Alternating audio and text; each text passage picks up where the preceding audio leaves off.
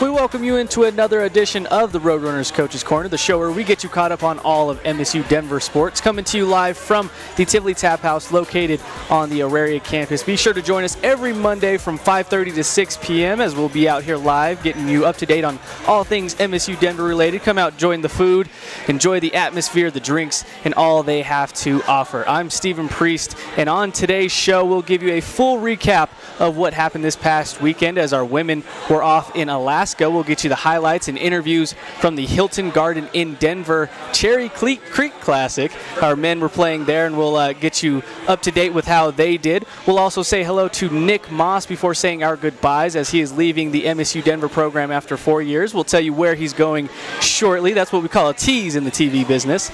And also we'll be joined by Jim Gillen, Associate Athletic Director for MSU Denver. We'll talk to him about the Regency Athletic Complex, the state of the athletic training program, and how he exactly made his way across the street from the Pepsi Center, where he was with the Denver Nuggets, to the Roadrunners to help them. So we got a jam-packed show, but before we get to all that, let's get you caught up on what happened in this past weekend of Roadrunner sports. Head coach Tanya Javi and her squad first took on the Stanislaus State and fell in a close 63-57 battle. The Roadrunners took a 1-point lead into the fourth quarter, but the Warriors outscored the Red and Blue 19-12 in the final 10 minutes. Sophomore Jalen Smith was Metro's leading scorer, tallying 15 points while grabbing 5 boards. Junior Emily Hardigan kept her hot start of the season going by recording 14 points and 8 rebounds. The following day, the Roadrunners took on Newman University, and they had to rally for the most of the game. They went on an 11-0 run to get to within 2 of the Jets with under a minute to play, but were unable to get the clutch basket, falling by a final of 57-53. It was again Smith who carried the team in the scoring category, piling up 6 points. Georgia Ordorf also reached a double-double, scoring 13. And finally, Coach Javi's squad grabbed their first W in Alaska, taking down Alaska Fairbanks 70-57 on their home floor. The Roadrunners came out flying, scoring 19 points in the first quarter and holding the Nanooks to just 6 points. And what a weekend by Jalen Smith, as she had this weekend leading the team in points in every game, this time dropping 22 points on 7 of 10 shooting, also earning RMAC Player of the Week honors. MSU Denver is now 4-3 on the season and will start conference play this weekend. Now for some men's basketball, and our own Eric Lansing has all the highlights and interviews. Thanks, Stephen. Hope everyone had a fun and safe Thanksgiving. Head coach Derek Clark and his squad hosted the Hilton Garden Inn Denver Cherry Creek Classic this past weekend. The Roadrunners came into the Classic with a 2-2 record, while their first opponent, Davis and Elkins, were looking for their first victory on the season. But the Senators came out fighting in the first half, grabbing 10 offensive rebounds for 10 second chance points. Here's sophomore Enrique Cortez, who attacks the rack for the easy deuce. He scored 10 points and dished out 6 assists in the game. And check out this sweet move by Andre Harris. He jukes and jives through traffic and throws down the jam. Who knew Harris could play point guard? Edmund Parker was sensational for Davis and Elkins. He led his squad with 19 points, a lot of those coming on putbacks.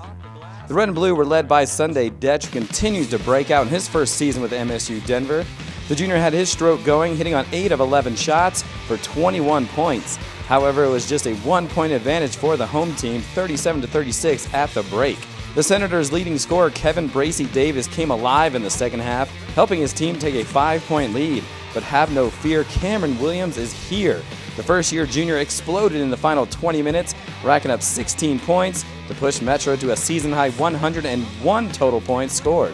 The Roadrunners shot a season-high 54% from the field, as 6 players finished in double figures. All right, Coach, congratulations on getting that first home win. I know it was tough to come off that loss last weekend, but I know defending your home court is one of the top things you really preach to these guys. Yeah, in order to be, considered one of the best teams in our conference and in the country, you got to win at home. Every time we step on the floor of home games, those have to be, wins in the book, and that's how you become a really good team.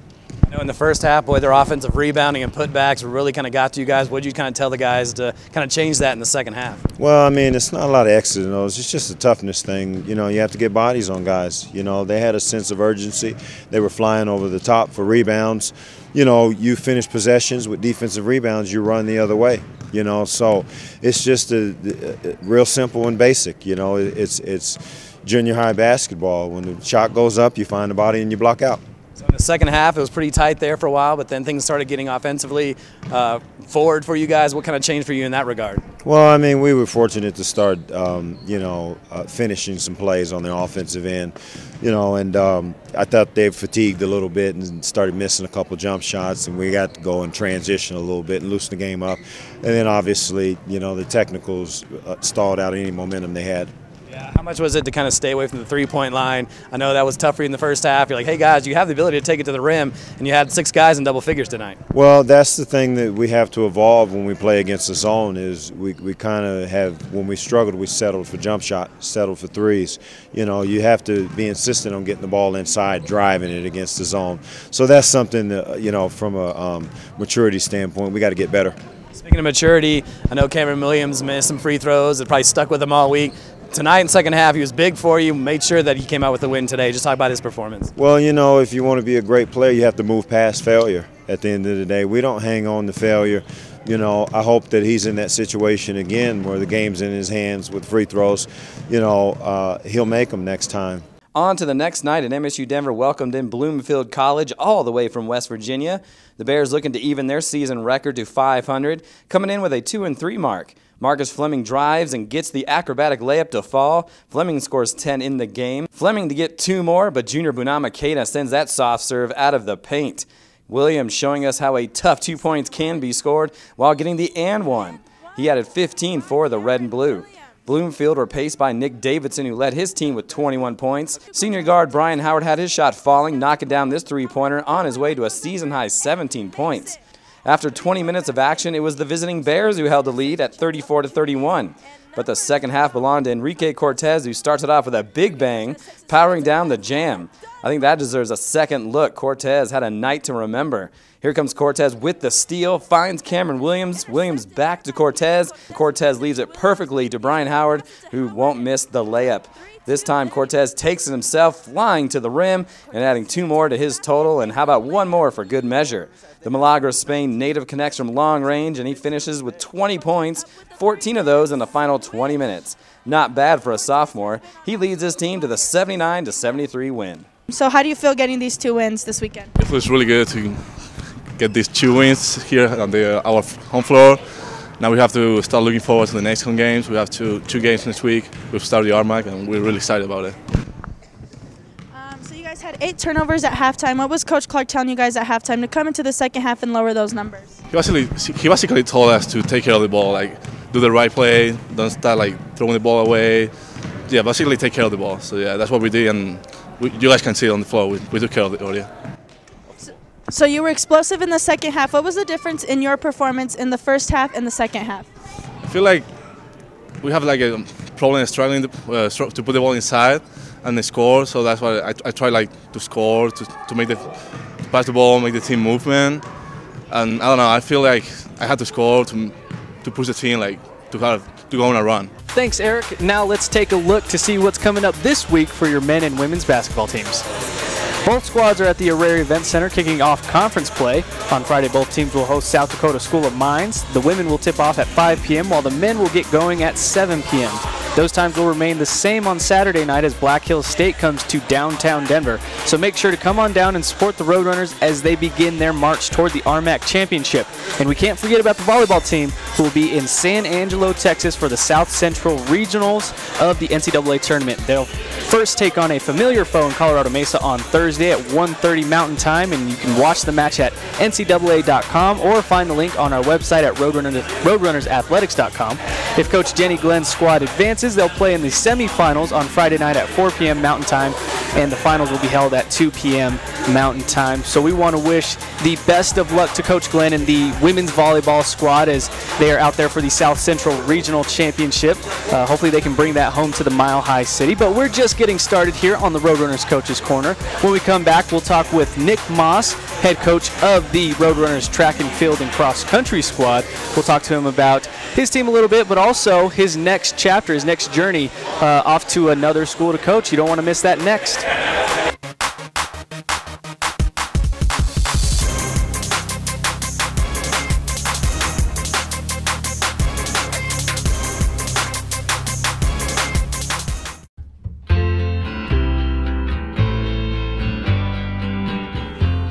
I pledge. I pledge. I pledge. To identify situations in which sexual assault may occur. To recognize that non-consensual sex is sexual assault. I pledge. I pledge. To create an environment in which sexual assault is unacceptable and survivors are supported. To intervene in situations where consent has not or cannot be given. Hi, I'm Tyrone Braxton. I won 2 Super Bowl rings and was an all-pro safety. But I wanted to do more with my life. I knew I wanted to help people, and MSU Denver helped me figure out my next steps. As a case manager at the Mental Health Center Denver, I'm helping people re-enter society. And this is so much better than those 2 Super Bowl rings. I reinvented myself at MSU Denver.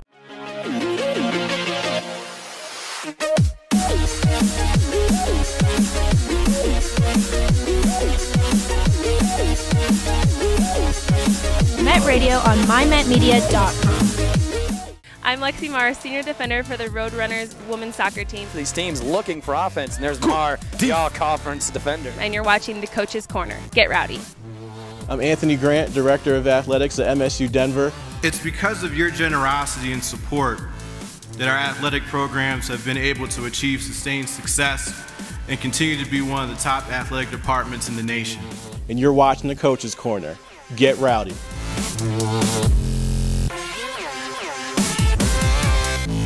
Thanks for sticking with us here on the Roadrunners Coach's Corner. We are now joined by the now former cross-country head coach for your Roadrunners, Nick Maas. Coach, how you doing tonight? I'm good. Awesome. Now, we've been teasing a little bit that you're making a move. It's a Division I gig. How excited are you to go to Western Illinois to coach? Yeah, it was a great opportunity for myself and my family. I'm originally from Iowa, so it's within 2 hours of my entire family, my wife's entire family. Right. We have a 1-year-old at home, so it's bittersweet to leave Metro State, to leave Denver and Colorado, and we've loved our time here. But the opportunity to jump on a Division I job close to home was really too hard to pass up.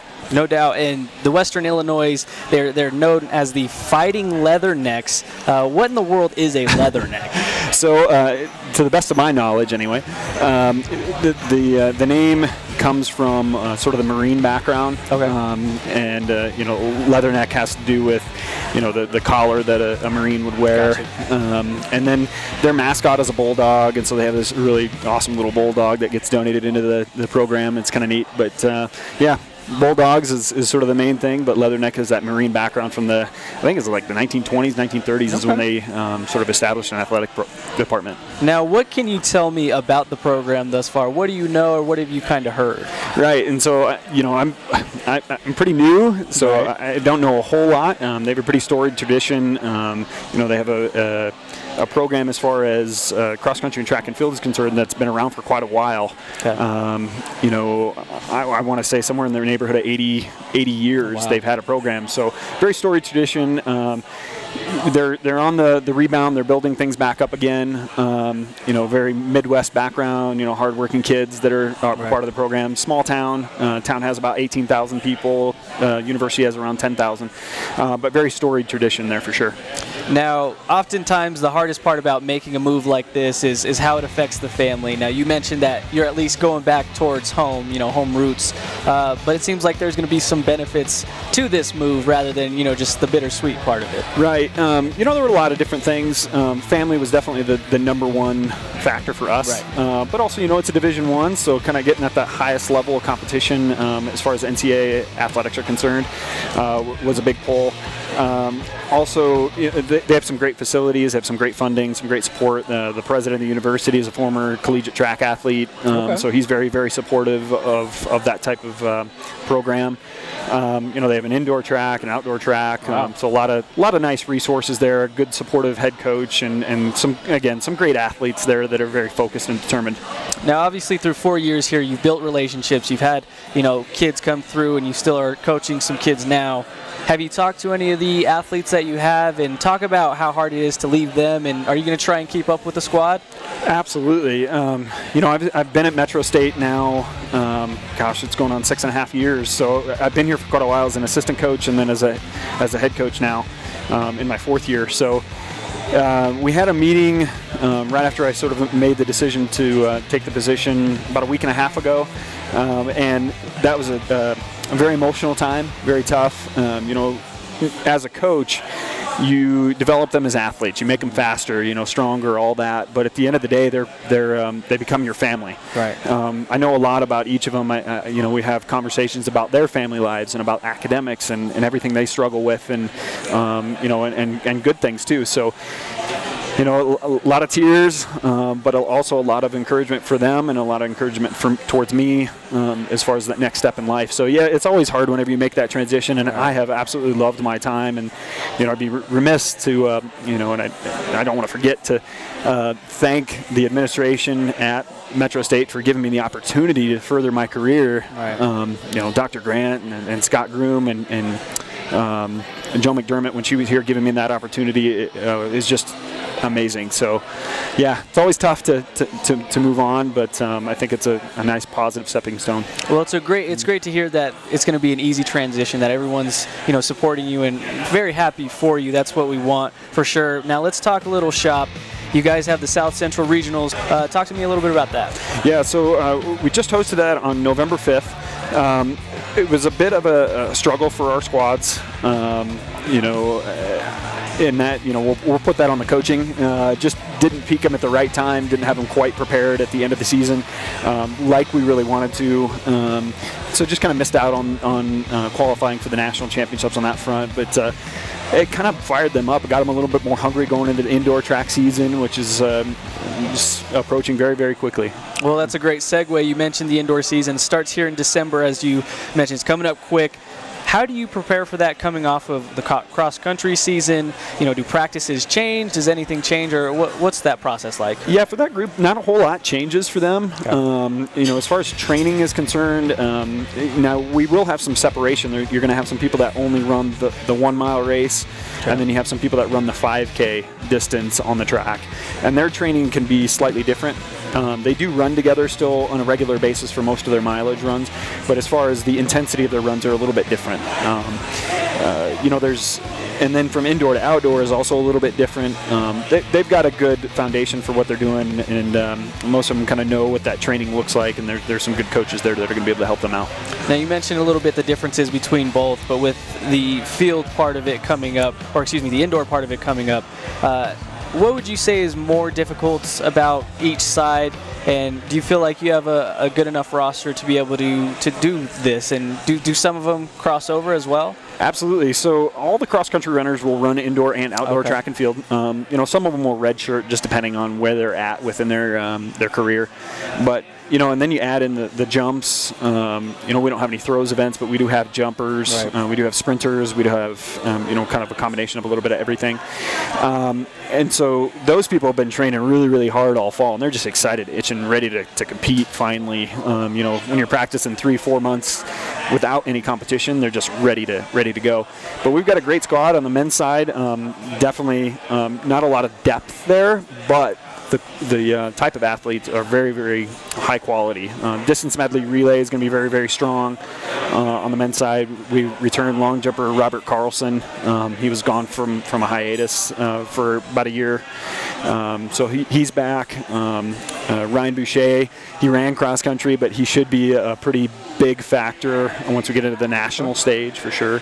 And then on the women's side, Rachel Shimabukuru and then Erica Ruiz are going to have a great year this year. Sarah Hughes on the jump side. So there's a lot of great players there, and I think we're going to score a lot more points than we've probably ever scored at the conference and nationals level. Well, Coach, we want to thank you for coming on to the show. Best of luck to you in your next opportunity. We thank you for all the hard work and dedication you've put into Metro the past 6 years. We're going to miss you, and we wish you the best. Thank you very much. I appreciate it. Of course. Well, we got 2 segments down. Up next, we'll bring on Jim Gillen. You don't want to miss what he has to say about the athletic training program, the Regency Athletic Complex, and we'll also talk to him how he made his way over from Pepsi to the Regency Athletic Complex. You don't want to miss that. Dobinson stops on a dime, now to Cortez. The Cortez beating, count the bucket, and foul. If you can't get enough of MSU Denver sports, then you need to tune in to the Roadrunner Review. Get into the game with exclusive highlights, interviews, player stories, and of course the top plays that will have you jumping out of your seat. You can catch all the action on Comcast CET and at RoadrunnersAthletics.com. Hey, nice job! Great spot!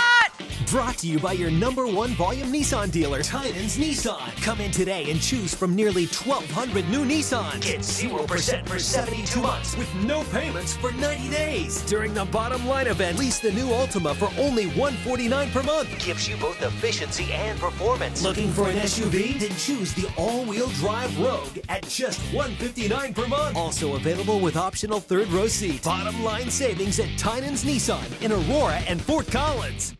I'm Michaela Smith, senior outside hitter for the Roadrunner volleyball team. All-American. There's Michaela Smith coming up with the solo block. And you're watching the Coach's Corner. Get rowdy. I'm Chris Davis from the Roadrunner cross country team, and you're watching the Coach's Corner. Get rowdy.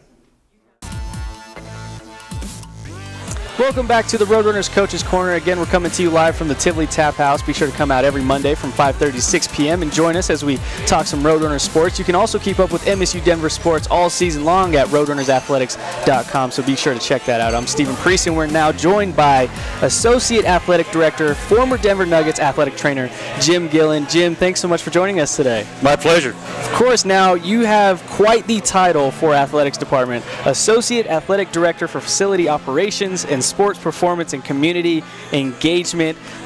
Give us a quick rundown of what that entails. It's kind of a jack of all trades and a master of none. Right. But it basically is to oversee the facilities. The big piece is the scheduling of the Regency Athletic Complex, all the events that we have there, all the community outreach pieces, and then trying to do some of the maintenance with the facilities, some of the upgrades at the event center, and keep the rack going.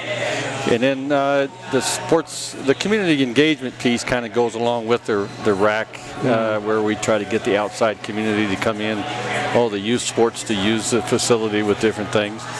And then the sports performance piece is I oversee all of our athletic trainers, our strength and conditioning coach, and we work in conjunction with the health center at our area for all the medical needs for all of our student athletes. So it sounds like you got a lot on your plate. Now, before this, you were the trainer for the Denver Nuggets for the past 23 years. Tell me what led to the decision for you to leave Pepsi and come across the street? Well, I'd kind of reached the age where I was tired of being gone so many nights out of the year and on the road, and just dealing with all the professional sports piece, and I was looking to slow down a little bit.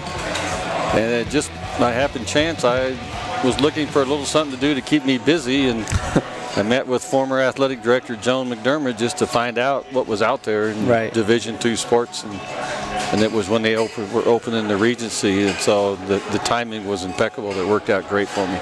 Now let's talk a little bit about the facility operations title. You mentioned the Regency Athletic Complex going into its 3rd season in use. How do you think the facility has helped improve not only the programs, but maybe even the play of some of those outdoor sports that use it? Well, it's definitely helped with our recruiting. I know our baseball Coach Otis has told me of several kids that he's been able to get on campus for visits that before they wouldn't have even had any interest, and several kids have signed. The same way with all of our other programs, and just the visibility that that's out in the community of the facility. I hear all kinds of comments when I'm out and about, well, they got a terrific facility, and it's really helped the image there with athletics, but it's been a tremendous positive force. For sure, one of the most beautiful things that you can see in downtown. The RAC now has won many awards the past few years, but recently it won the Sustainable Style Award from the Mayor's Design Awards. What does that award entail? And then also, why do you think that the Regency Athletic Complex has been honored so many times in its short lifetime? Well, I think that the neatest part of what the Regency Athletic Complex has done for downtown Denver, aside from our athletic teams, is it's taken, Dr. Jordan had the vision, and it's taken an area of the downtown that was really wasteland. It was really and turn it into this beautiful facility that the community can be proud of. And it's the award that they received is basically because we have all the turf fields, and it's very sustainable. It doesn't take the expenses there when you initially put it in, but it doesn't take a lot of maintenance. It doesn't take water. It doesn't. So it really helps with the conservation of everything, and it can be utilized at all times and things like this. So. Now, another great part about the rack is that it's been very accessible to the community. Talk about how it's made a difference in the local communities for Denver. I've been a little surprised. I knew we would get to use it a lot, but it's like I get calls every day. I turn groups away. We've been able to, some examples we've had. Big Brothers and Sisters had a big day there where they brought in all of their kids and their sponsors, and they had a big field day. We probably have upwards of 300 or 400 high school baseball games. Wow. 2 years ago, because of the bad weather, they couldn't play any of their high school baseball playoff games because all the fields were saturated and underwater. And we played 28 high school 4A and 5A state tournament games in a period of 8 days. We actually had, in downtown Denver, they have a Army recruiting battalion based in downtown Denver, and they were having a changing of the commanding officer. And the ceremony with all their troops and everything, we had it on baseball. They lined up, and it was the changing of the guard ceremony. It was pretty impressive. Yeah. All kinds of youth soccer matches. We've had several high school softball games. So it's just been the Denver Parks and Rec in the summertime. They use it for baseball and softball for their youth programs.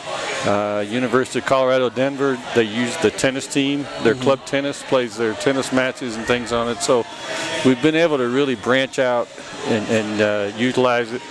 The next 2 years in August, we're going to have the entire Western Region under 19 baseball tournament, the American Legion baseball tournament. So we'll have baseball teams from California, Oregon, everywhere up along the west. Amazing things for sure. Now, you weren't able to leave your athletic training background completely behind when you left the Nuggets. You are head of the athletic training program here. What have you kind of seen as you transitioned to MSU Denver and how it intends to better athletes' training and regimens?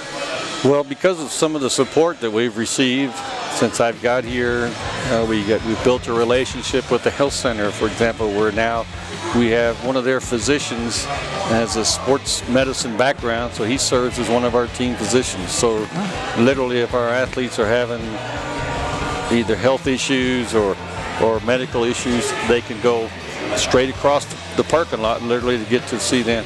And they do all of our physicals and everything for us. And then we've been able to build and upgrade our facilities. We got a new training room at the rack, and we redid the one at the event center. And now we've also, on the direction of Dr. Grant, has put me in, we're starting a sports performance department in which all of our consultants, our medical consultants are under in one group. We're starting nutrition education for all of our student athletes and things of this nature. So it's been terrific. Well, Jim, thanks so much for taking out the time to join us tonight, to be on the show. Now fans will know what you do when they see you walking around at games. It's going to definitely be a great thing to see your impacts and how it goes forward throughout the years. It's been a terrific 3 years. Lots of fun. Awesome. Thank you so much. Well, that'll do it for another edition of the Roadrunners Coach's Corner. We want to thank you for listening. For Coach Nick Maas, Jim Gillen, and Eric Lansing, I'm Stephen Priest. We'll see you next Monday, same time, same place.